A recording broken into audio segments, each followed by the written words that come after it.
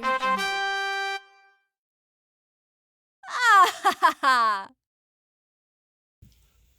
What's up, everybody? It's your boy Blue here, and this week we are doing another Blues Budget Battle Brews, and we are going to be focusing on a blue-white control deck, okay? And before we get started, I have to make a mention of something real quick. This wasn't the original plan for the week. I was actually trying to get a commander deck ready. However, over the last week or so, I've been really sick. I think maybe it's possible that I got the COVID-19 virus, but I'm on the mend now, and I didn't want to touch any of my stuff while I was sick, just in case maybe it's possible I could have tainted anything. So we're stuck with this because this is what I had prepared before I got sick. So let's get started on this video, and then hopefully, I can recover enough that I can start doing some commander stuff next week. We'll see. Just depends on how well I recover going forward.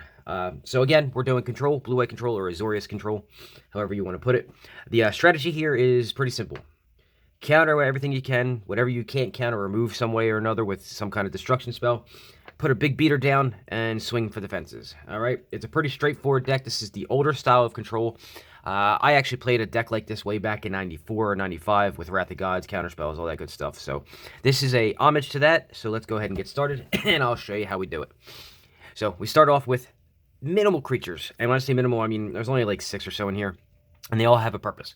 So we start with Banister Priests. Remember I said removal, removal, removal. If you can't counter it, remove it. Banister Priest does the job from the get-go. So it's 3 to cast, 2/2.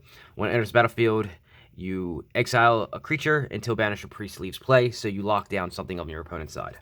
2 of those in there. Daxos of Meletis, or Meletis, however you want to say it. It's a blue, a white, and 1. It's a 2/2. It can't be blocked by creatures with power 3 or greater, so it has evasion. And then whenever it deals combat damage to a player, you exile the top card of that player's library. You gain life equal to its converted mana cost or mana value, as it says now.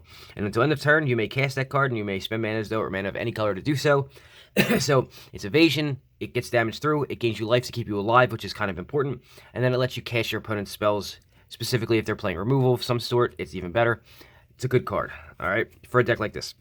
The big beater of the deck is Fettergeist. Now, back in the day, there was a artifact creature that was a 30 cast 3/4 that you... I don't remember what the downfall was, but it was something like you couldn't play other creatures or something like that. This is my version of it. So Fettergeist is a 3 cast 3/4 flyer, so evasion, really cheap, and a good power. Good butt, too, because it's got a 4 defense. Flying, always great. And then it says, at the beginning of your upkeep, sacrifice it unless you pay 1 for each other creature you control. You don't have a lot of creatures. Hopefully this is the only creature you have, and it says each other, so if it's the only creature on the board, you don't have to pay anything for a 3/4 flyer. Really good there. So I got 2 of them there, and then I got a Sun Titan. For this build, Sun Titan actually does some work, more than you would think. So my removal in this deck is going to be permanent based, and I'll show you why in a minute. So Sun Titan, it's a 6 to cast, 6/6, so the 6/6 is great. Vigilance, so it can block and attack. And then whenever it enters the battlefield or attacks, you may return target permanent with converted mana cost 3 or less from your graveyard to the battlefield. And that'll be important in a little bit.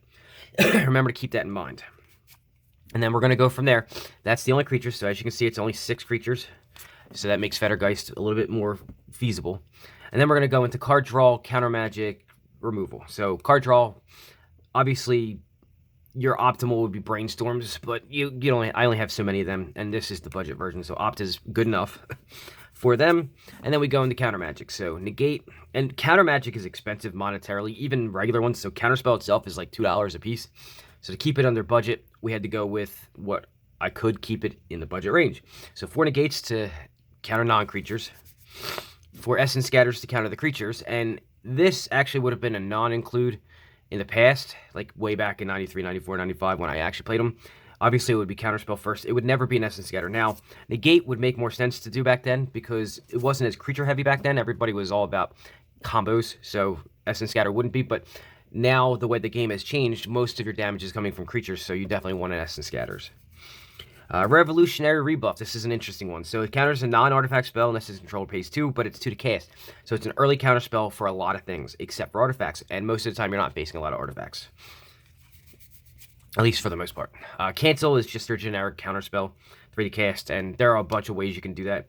And there's, again, upgrades that you can do for this, and I will go over them in a little bit. But for now, this is the budget reason. This is for budgetary reasons. Board wipes, big part of old control strategies. Wrath of Gods, well, Cleansing Nova, you can destroy all creatures, or if you're facing somebody who's doing a non-creature deck, you can destroy artifacts or enchantments. And then End Hostilities, it's 5 to cast again, and destroys all creatures and all permanents attached to those creatures. So if somebody's playing something that has a lot of equipment stuff, it'll kill that too.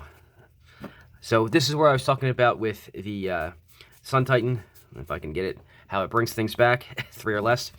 My removal, instead of being spells, will be done in the form of enchantments, so things like Banishing Light, where it's 3 to cast. So if the creature somehow dies, you can get the Banishing Light back. And there's 2 of them. Choking Restraints, and this is where it gets even more fun. So 3 to cast, so Sun Titan will bring it back. It makes enchanted creature unable to attack or block, and then you can actually pay 5 to sacrifice the restraints to exile the creature. So when this goes to the graveyard, if you have the Sun Titan out, you can bring it back to do it to another creature. And I have a couple of those in here. So Dreadful Apathy, same thing. It makes it so a creature can't attack or block, and then you can exile the creature. This will go to the graveyard, and then Sun Titan can bring it back. So that's the little cheeky combo I have in here for the budget version. As far as lands go, obviously any land that can help you gain life because you're going to need it to stay ahead. I put 4 Tranquil Coves in there because it's a blue-white deck, so unfortunately come into play tapped, but it is what it is. I don't normally like to put things that make lands that come into play tapped for these kind of decks, but unfortunately in a blue-white deck, you kind of have a lot of, in a control deck, you have a lot of double. So double blue, there's also double white. So you kind of need to be able to find the right mana fixing, so that's why they're in here. And the rest is just plains and islands, and if you need to look at the deck list fully to see how many of each is in there, you can go ahead and look. I'll have the link for this deck in the description below. So that's my deck for the control side of things. A lot of people like it, some people don't, and I mean really don't. So you can take a look at a deck like this and understand why it would be popular, and then really why it's unpopular. So that's my control deck. Now what we're going to do is, as I always do, I'm going to give you a very, very brief upgrade guide for a deck like this. Remember, this is kitchen table, so ban and restrict rules are all, you know, house rule stuff, however you guys want to play it, but I'll give you some of the better options. So we're going to get started on that right now. Okay, so with that being said, let's start with the creatures. Obviously, the best option to do as far as a control deck, this is one of the older cards that really makes control shine, is you're going to change out the Fettergeists that are in here, and you're going to put in Morphlings. Morphling is probably one of the best control creatures ever printed. It has the ability to go up and down in power and toughness, and it has evasion, and it just is probably the king of all control deck creatures. So Morphlings in for Fettergeists. If you want to replace the Sun Titans, you can put in things like Snapcaster Mages to help get your stuff back, your counter magic or your draws, your card draw. That's a good option to go as well. With counter spells, obviously I gave you the budget versions of counter spells. We will go and change in maybe something like Mana Drains. Haha, they're expensive as hell. Force of Wills, even more expensive. If you want to continue with the free counter magic, which a lot of people do, you can throw in some Dazes as well. And of course, you know, I gave you Counterspell itself, and you can even go, if you don't want to go with Counterspell, you can go with Mana Leak. Either or, they pretty much mix together very well. Either or both, whichever way you want to go. For draw, I mentioned it earlier, you can trade out the ops and put in Brainstorms. Again, it's a monetary thing. They're a little more expensive monetarily. They're getting cheaper as they reprint them, though. So pretty soon that may not be as expensive as it was. For removal, I've mentioned it a couple of times. You can change in Wrath of Gods for any of the mass removal spells. For single target or targeted removal, white is the king with Swords to Plowshares, and also Path to Exile if you want to change those in. And here's something I didn't focus on in this build, but there is something that blue-white control used to do very well, which, you know, it could still be done. I just, monetarily speaking, it's a little harder to do. So one of the things that blue-white control did way back in the day was all Wrath of Gods, all removal, all counter magic, and the creatures came from what we call main lands. So if you wanted to go ahead and focus on that, you can take out the creatures that are in here, put the main lands in, and main lands basically are just lands that turn into creatures. You have a couple of options there. You've got Celestial Colonnade. That's the one that's very popular as far as blue-white control, I believe, in Modern. You have Inkmoth Nexus if you want to, like, kill somebody faster with Infect. Mutavault, one of my favorites. I always love Mutavault. I run a fish deck, and I use Mutavaults in that. You've got, what's the Mishra's Factory was the original OG one that we used to use. So you got a whole bunch of options there you can use. And as far as, like, dual color lands, so this is a budget thing. Obviously, you can do Tundras, very expensive. You can do hollowed fountains, sort of expensive. You can do fetch lands. Basically, what you want to do is make it so that your dual lands don't come into play tapped, and that's basically your main focus. Not a lot of them make you gain life like the ones that come into play tapped, which is kind of the focus of what you need to keep yourself alive. But there are, there's options to keep yourself alive other than that. So, again, whatever you want to do as far as your dual land options and whatever your budget says, go ahead and do.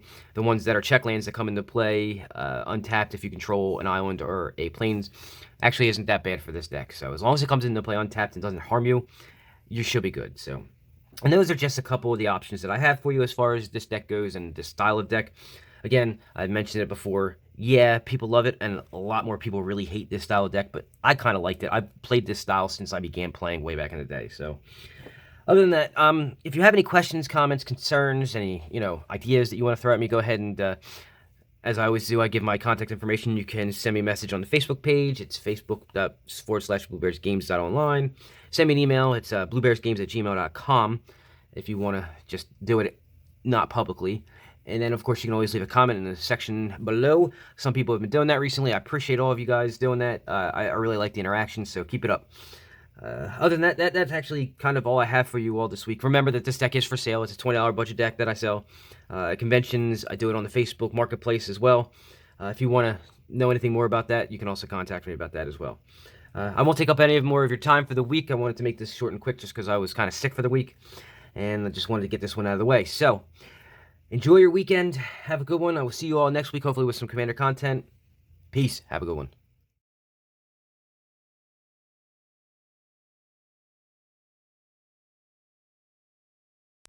You